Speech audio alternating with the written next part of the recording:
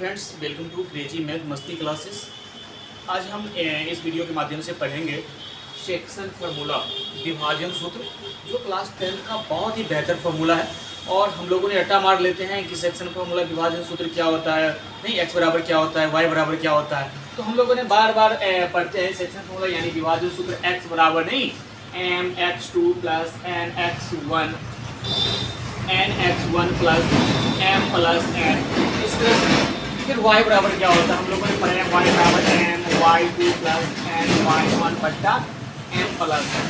तो इन फॉर्मूलों को हम प्रूव करेंगे कि ये फॉर्मूला आखिर आता कैसे है, नहीं ये निकलता कैसे है। तो इन चीज़ों को हम इस वीडियो के माध्यम से देखेंगे और आप लोग एकदम कंसर्स होकर चीज़ों को देखिए और नहीं हमें कमेंट करके बताइए कि आपको ये वीडियो कैसा लग रहा है और कहाँ से आप देख रहे हैं, नहीं चीज़ों को हमें बताइएगा, ठीक है। देखिए हम यहाँ पे बात करते हैं, एक क्वाड्रेंट बनाते हैं, चतुर्थांश बनाते हैं। इसमें हम एक्स एक्सिस और वाई एक्सिस को रिप्रेजेंट करते हैं। देखिए ये हमारा एक्स एक्सिस हो गया और ये हमारा वाई एक्सिस, ठीक है। ये हमारा एक्स एक्सिस हो गया, इसे हम एक्स और जनरल तो हम एक्स अक्ष को क्या कहते हैं, भुज कहते हैं, जबकि वाई अक्ष को क्या कहते हैं, कोटि कहते हैं। और एक्स एक्सिस और वाई एक्सिस के कटान बिंदु को हम क्या कहते हैं, मूल बिंदु कहते हैं। ये हमारा मूल बिंदु हो गया जो एक्स एक्सिस और वाई एक्सिस के कटान बिंदु हो गया, जिसका कोऑर्डिनेट कितना होता है 0,0 होता है। इसका कोऑर्डिनेट कितना होता है 0,0 होता है। और ये हमारा एक्स अक्ष हो गया, ठीक है। इधर का टर्म हमें एक्स डैश अक्ष हो गया, ऊपर वाला हमारा वाई अक्ष हो गया और नीचे का टर्म हमारा ये जो है वाई डैश अक्ष हो गया, ठीक है। देखिए पहले क्वाड्रेंट में अगर हम कोई बिंदु लेते हैं, अगर मान लो कि यहाँ पे एक बिंदु लिया, इस बिंदु का नाम हम ए कर लिए, ए कोई बिंदु है, ठीक है। और एक बिंदु हमारा यहाँ बी, दो बिंदु, एक बिंदु ए और दूसरा बिंदु बी। अगर ये ए और बी वाले बिंदु को अगर हम मिलाते हैं तो इस तरह का डिस्टेंस बनेगा। हम मान लेते हैं कि माना कि बिंदु ए जिसका निर्देशांक x1, y1, ठीक है। माना कि बिंदु ए है जो प्रथम क्वाड्रेंट में जिसका निर्देशांक x1, y1, ठीक है। जबकि बिंदु बी जिसका कोऑर्डिनेट हमारा हो गया x2, y2। कोई दिक्कत? ये बिंदु ए और बिंदु बी, इस दोनों बिंदु को मिलाने वाली रेखा, इस तरह से हम इसको मिला दिए। अगर इस दोनों बिंदुओं को अगर समद्विभाजित करते हैं तो ये मान लीजिए कि इस बिंदु पे समद्विभाजित करेगा, ओ बिंदु पे समद्विभाजित करती है, ठीक है। जब ये समद्विभाजित ओ बिंदु पे करेगी, ए बी रेखा को दो बराबर भागों में ओ बिंदु बांटती है, तो इस बिंदु के कोऑर्डिनेट हम मान लेते हैं कि माना कि इस बिंदु का कोऑर्डिनेट हमारा एक्स और वाई है। कोई दिक्कत नहीं। अब ध्यान रखें, अगर हम बिंदु ए से एक लंब खींचते हैं एक्स एक्सिस पर, बिंदु ए से अगर हम एक लंब खींचते हैं एक्स एक्सिस पर तो हमें ये बिंदु मिलेगा, ठीक है। और ये हम इसको कह सकते हैं, ये बिंदु ए से एक लंब हम एक्स एक्सिस पर डालें और इस बिंदु का हमें नाम देना पड़ेगा, हम बाद में नाम डालेंगे। पहले हमें फिर बिंदु इसी तरह से सेम इसी तरह से बिंदु ओ से एक्स एक्सिस पर एक लंब खींच देते हैं। देखिए लंब खींचेंगे तो हमें ये बिंदु मिला। फिर बिंदु बी से एक्स एक्सिस पर एक लंब खींचते हैं, जो काल्पनिक रेखा की तरह हम दर्शा रहे हैं, ये बिंदु मिला, ठीक है। अब ध्यान दीजिए, अगर हम बिंदु ए से ओ और इस बिंदु का नाम हम एक मिनट दे लेते हैं, पहले एक लंब खींच लेते हैं, ये रहा। और फिर बिंदु ओ से लंब खींचेंगे तो ये बिंदु हमें ये मिला, ठीक है। अब देखिए इस बिंदु का नाम हम ए ओ और इसका कर लेते हैं सी कर लेते हैं, और यहाँ से ओ बी और इसका नाम कर लेते हैं डी, ठीक है। ये जो बिंदु मिला इसका हम कर लेते हैं नाम ई हो गया, इसका एफ ई एफ, इसका नाम कर जी, ठीक है। कोई दिक्कत नहीं, आप नाम स्वतंत्र है, आप नाम जो इच्छा करें आप अपनी इच्छा के अनुसार आप नाम को रख सकते हैं। अब देखिए यहाँ पे तो बिंदु ए से एक लंब खींचे हम एक्स एक्सिस पर, जिस लंब का नाम हुआ ए और ई। सेम बिंदु ओ पे ओ से एक लंब खींचे उस लंब एक्स एक्सिस पर जो हमारा ओ और एफ बनेगा, नहीं। फिर यहाँ से बिंदु बी से एक लंब खींचे जो हमारा बी और क्या हो जाएगा, जी। फिर ध्यान दीजिए, फिर हम यहाँ से हम बिंदु ए से एक लंब खींचते हैं ओ और एफ पर। यहाँ पे नोट आप अपने कॉपी में नोट कर लीजिएगा, ध्यान से सुनिए कि बिंदु ए से एक लंब खींचा गया जो रेखा ओ और एफ पर स्थित, ये लंब हमारा हो गया। और जब ये लंब हुआ तो बिंदु सी पर कितना डिग्री का कोण बनेगा सर लंब हुआ तो बिंदु सी पर 90 डिग्री का कोण बनेगा। कितना का कोण बनेगा, 90 डिग्री का। फिर से इसी तरह से बिंदु डी पर भी कितना डिग्री का कोण बनेगा, 90 डिग्री का। अब देखिए जब ये 90 डिग्री का कोण बना रहा है तो इसमें दो ट्रायंगल का निर्माण हो रहा है और दोनों ट्रायंगल हमें समरूप त्रिभुज की तरह दिखाई दे रहा है। इसमें हम बात करेंगे त्रिभुज ए ओ और सी, एक त्रिभुज बना, फिर दूसरा त्रिभुज ओ बी और डी, दोनों समरूप त्रिभुज है। आप क्लास 9 में पढ़े होइएगा समरूपता का नियम। समरूपता के नियम में क्या होता है कि दो त्रिभुज की अगर दो कोण बराबर, देखिए यहाँ भी 90 यहाँ भी 90, दो कोण आपस में अगर बराबर होंगे तो वह त्रिभुज समरूप त्रिभुज होगा। तो हम कह सकते हैं कि इसमें दो ट्रायंगल बन रहा है कि त्रिभुज AOC नहीं, AOC ये समरूप त्रिभुज है। त्रिभुज OBD एक समरूप त्रिभुज है। एक क्या है? एक समरूप त्रिभुज। ये समरूप का है त्रिभुज हुआ क्योंकि इसमें दो एंगल आपस में बराबर है। यहाँ भी 90 का, यहाँ भी 90 का। तो हम कह सकते हैं ए समरूपता के नियम से, नहीं ए समरूपता के नियम से। ए समरूपता का नियम क्या कह रहा है? अगर दो त्रिभुज की दो कोण आपस में बराबर होंगे तो इनके भुजा जो आपस में अनुपातिक विधि से अलग होंगे। तो हम कह सकते हैं कि ये ए समरूपता के नियम से हम इसको समरूप त्रिभुज कह सकते हैं। तो यहाँ पे एंगल जो बन रहा है, एंगल सी बराबर एंगल डी बराबर, ये एंगल सी और एंगल डी कितने डिग्री का कोण बना रहा है सर? 90 डिग्री का कोण बना रहा है। एंगल सी भी 90 का, एंगल डी भी 90 का कोण बना रहा है। अब ध्यान दीजिए, इस त्रिभुज की अगर हम बात करते हैं, इस त्रिभुज में जितना हमें AC भुजा होगा, ये AC भुजा जो है अनुपातिक भुजा OD के बराबर होगा। तो हम कह सकते हैं इस त्रिभुज में, या फिर एक चीज और यहाँ पे गौर कीजिए कि जब रेखा A और B बिंदु O को बिंदु A भी रेखा को बिंदु O दो बराबर भागों में समद्विभाजित करती है, तो ये दो बराबर भागों में हम मान लेते हैं कि M/N में विभाजित करती है। और जब यह रेखा M/N में विभाजित करती है तो O और A हमारा M हो गया और O और B हमारा कितना हो गया? N हो गया। तो हम लिख सकते हैं कि माना कि जो AB रेखा है वह अपने कॉपी पर लिखिएगा, माना कि AB रेखा जो है यह बिंदु O पर समद्विभाजित करती है। जब बिंदु O पर समद्विभाजित करती है तो बिंदु O AB रेखा को समान बराबर भागों में बांटती है, जिसके लिए M/N में विभाजित करती है। ठीक है, अब लिख लियोगे। ठीक है, अब ध्यान दीजिए, जब ये M/N में विभाजित करता है तो हम कह सकते हैं सर AM बराबर M हो गया, और यहाँ से A और O, AO बराबर M हो गया, और O और B बराबर कितना हो गया? N हो गया, जो AB रेखा पर स्थित है, जो O बिंदु दो बराबर भागों में विभाजित करने का काम करती है। अब ध्यान देखिए, जब ये विभाजित करती है तो हमें समरूपता के नियम से अगर हम चलेंगे तो समरूपता के नियम हमारा क्या कहता है कि अगर जितना AC भुजा है A और C, ये भुजा जो है OD भुजा को अनुपातिक रेखा में बांटेगी, तो हम इसको इस तरह से लिख सकते हैं AC बट्टा ये भुजा हमारा OC के अनुपातिक हो जाएगा, यानी O और D है ना, OD के बराबर। एक चीज और देखिए, फिर ये भुजा की बात करेंगे A और O की, तो ये A और O भुजा O और B भुजा के अनुपातिक होगा। तो कहने का मतलब हम इसको कह सकते हैं कि AO बट्टा OB ये बराबर हो जाएगा AC बट्टा OD के। तो सेम इसी तरह से O और C अनुपातिक भुजा किसके होगा? और B और D के हो जाएगा। तो हम कह सकते हैं बराबर OC बट्टा BD। कोई दिक्कत नहीं ना? अब ध्यान दीजिए यहाँ पे, तो यहाँ पे समरूपता के नियम के अनुसार इसको हम बना लिए। इसमें आप हमें बताइए कि आपको A और O का मान तो पता है, A और O हमारा M है, जबकि O और B हमारा क्या है सर? O और B हमारा N है, लेकिन A और C का मान पता है क्या? A और C का मान नहीं पता है सर। क्या O और D का मान आपको पता है?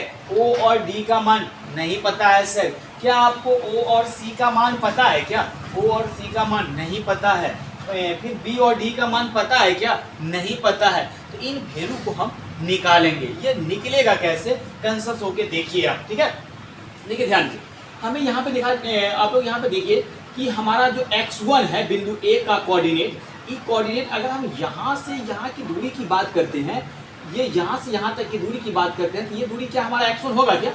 हाँ सर, होगा। और ये डिस्टेंस की बात करते हैं ऊपर वाला, ये डिस्टेंस क्या हो जाएगा? ये y1 हो जाएगा।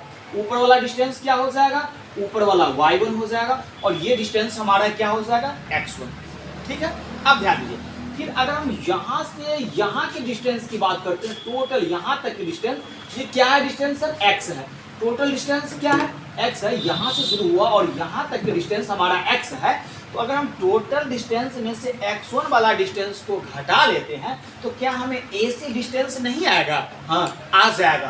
तो AC का डिस्टेंस कितना हो जाएगा सर, टोटल डिस्टेंस हमारा कितना है, टोटल डिस्टेंस हमारा x है, x में से अगर हम x1 को घटाते हैं तो हमारा AC डिस्टेंस निकलेगा कि नहीं निकलेगा, हाँ सर निकलेगा। ये निकलेगा तो कितना हो गया, हम कह सकते हैं, हम यहाँ पे साइड में लिख देते हैं, AC बराबर हमें डिस्टेंस कितना मिला सर, टोटल x में से x1 को घटा लिए तो हमारा AC का रिजल्ट आ गया। किसका रिजल्ट आ गया, AC का। सेम इसी प्रोसेस से हमें O और D का दूरी को निकालना है। तो O और D के दूरी को अगर हमें निकालना है, O और D बराबर, तो गौर कीजिए, OD यहाँ से स्टार्ट हुआ ये दूरी और ये पूरा बढ़ के यहाँ तक आया, ये दूरी कितना है, x कोऑर्डिनेट का कितना है, x2। ये टोटल दूरी यहाँ से यहाँ तक x2 है टोटल दूरी। तो अगर हम यहाँ से यहाँ यानी टोटल दूरी में से यहाँ तक वाला दूरी को घटा लेते हैं, यहाँ तक वाले दूरी को, इतना दूरी को अगर हम घटा लेते हैं टोटल दूरी में से, तो क्या OD का दूरी नहीं आ जाएगा, हाँ सर आ जाएगा। तो हम कह सकते हैं O और D के डिस्टेंस बराबर टोटल डिस्टेंस हमारा x2 है और x2 में से इतना डिस्टेंस कितना है, x है। तो x2 में से अगर हम x को घटा लेते हैं तो हमें OD का डिस्टेंस निकल के आ जाएगा। तो हम कह सकते हैं OD का डिस्टेंस हमें कितना मिला, x2 घटा x मिला, कोई दिक्कत नहीं। सेम इसी प्रोसेस से हमें O और C के दूरी को पता करना है। देखिए ध्यान दीजिए, हम OC के दूरी की बात करेंगे तो OC का दूरी हमारा है कितना, इन चीज़ों को गौर करेंगे। इन चीज़ों में आप देखिए कि ये वाला जो डिस्टेंस है y एक्सिस वाला, ये वाला डिस्टेंस हमारा कितना, यहाँ से लेके यहाँ तक, ये वाला डिस्टेंस हमारा कितना है सर, ये वाला डिस्टेंस हमारा y1 है। तो जब ये वाला यहाँ से ये y1 होगा तो ये यहाँ से स्टार्ट होगा, C से F से C तक या फिर C से F तक, ये दूरी भी तो हमारा y1 होगा कि नहीं होगा, हाँ ये दूरी भी तो हमारा y होगा। जबकि टोटल दूरी F से O तक की बात करेंगे तो टोटल दूरी F से O तक कितना है हमारा, y है। तो टोटल दूरी y है, तो हम कह सकते हैं तो टोटल दूरी में से अगर हम F1 दूरी को घटा लेते हैं तो क्या हमें O और C नहीं आ जाएगा। तो टोटल दूरी आप देखिए कितना है, टोटल दूरी आपका y हो गया। इस y में से अगर हम A और E बोले चाहे C और F बोले, इस दूरी को घटाते हैं तो ये दूरी हमारा कितना है, y1 है। तो हम कह सकते हैं y में से y1 को हम घटाएंगे तो ये हमारा O और C के डिस्टेंस आ जाएगा। अब सेम इसी तरह से B और D की दूरी की बात करते हैं। ध्यान दीजिए, यहाँ से BD के डिस्टेंस, BD के टोटल डिस्टेंस क्या कितना है सर, यहाँ से G से स्टार्ट हुआ और B तक गया, तो G से स्टार्ट होके B तक गया तो ये दूरी कितना है, y2 दूरी है। अगर हम y2 दूरी में से यहाँ तक की दूरी कितना है, y दूरी है, y2 दूरी में से यहाँ तक दूरी y2 है। y2 में से अगर यहाँ से यहाँ पर दूरी को घटा लेते हैं तो ये हमें ये दूरी नहीं आएगा, तो ये दूरी है कितना, ये दूरी y है। तो हम कह सकते हैं y2 में से अगर हम y को घटाते हैं तो ये हमें किसका, BD का डिस्टेंस पता हो जाएगा और सारे वैल्यू को इस पर हमें डाल देना है। अब देखिए ध्यान दीजिए, A और O का कितना, A और O हम कितना माने हैं सर, M माने हैं। तो क्या हो गया, ये M बट्टा O और B को क्या माने हम, N हो गया बराबर A और C के डिस्टेंस की बात करेंगे तो A और C का डिस्टेंस कितना है, तो A और C के डिस्टेंस की बात करेंगे तो ये हमारा x माइनस x1 बट्टा O और D का डिस्टेंस कितना निकाले हैं, x2 माइनस x, कितना निकाले हैं, x2 माइनस का x हो गया बराबर O और C का कितना निकाले हैं, तो y माइनस y1 बट्टा B और D का कितना निकाले हैं, y2 माइनस y।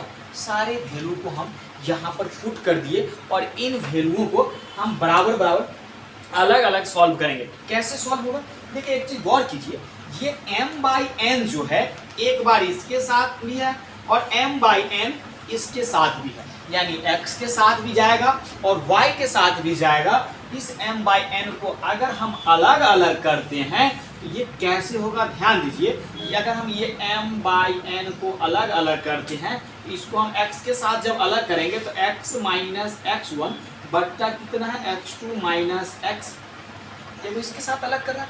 और दूसरा हम इसके साथ करेंगे y वाले टर्म को साथ, m बाई n बराबर y वाले टर्म को साथ करते हैं तो क्या हो जाएगा y माइनस y1 बट्टा y2 माइनस y। कोई दिक्कत नहीं ना। अब इन चीजों को हम सॉल्व करेंगे तो कैसे होगा सॉल्व, भाई ये देखो ये m ये n बाई क्रॉस गुना करेंगे, बाई क्रॉस मेथड लिखेंगे हम यहाँ पे, बाई क्रॉस मेथड यानी क्रॉस गुना करने पर जब ये n बेचारा इसके साथ गुना होगा तो ये n into x minus x1 हो जाएगा और बराबर ये m इसके साथ गुना होगा तो हम इसको लिख सकते हैं x2 माइनस x। कोई दिक्कत नहीं। अब देखिए यहाँ n और x को गुना करेंगे तो ये हमारा nx हो जाएगा और यहाँ पे x1 के साथ गुना करेंगे n1 के साथ nx1 हो जाएगा बराबर यहाँ से mx2 माइनस और ये हमारा क्या है ये mx हो जाएगा। कोई दिक्कत नहीं।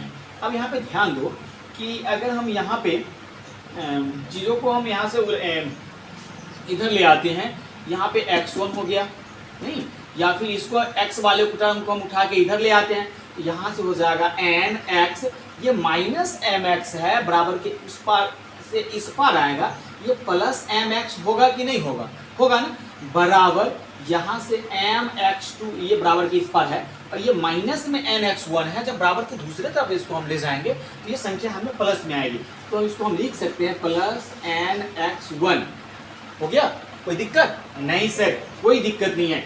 इस दोनों में देखिए तो क्या हम x कॉमन कर लेते हैं, x कॉमन करेंगे तो इसमें क्या बचेगा, एगो m बचेगा एगो n बचेगा, या तो m पहले लिख लीजिए या बाद में लिखिए, नो डाउट कहीं से कोई फर्क नहीं पड़ने वाला है। अब देखिए यहाँ से हमें ये टर्म इधर क्या मिला mx2 प्लस nx1, अब यहाँ पे हम x बराबर लिखेंगे तो हमें क्या मिलेगा mx2 प्लस nx1, अब बट्टा क्या हो जाएगा m प्लस n हो जाएगा, बट्टा क्या हो जाएगा m प्लस n हो जाएगा, जो सेक्शन फार्मूला में x बराबर टर्म जो हमारा विभाजन सूत्र का निकला नहीं, ये विभाजन सूत्र हमें क्या निकला, तो ये विभाजन सूत्र हमारे x बराबर mx2 प्लस nx1 बट्टा m प्लस n रिप्रेजेंट यानी कि m प्लस n निकला। ठीक है, सेम इसी तरह से बाय क्रॉस मेथड इसको हम करेंगे। इन चीज़ों को थोड़ा हम ऊपर लिख लेते हैं ताकि आप लोगों को दिखने में कहीं से कोई परेशानी ना हो। ठीक है,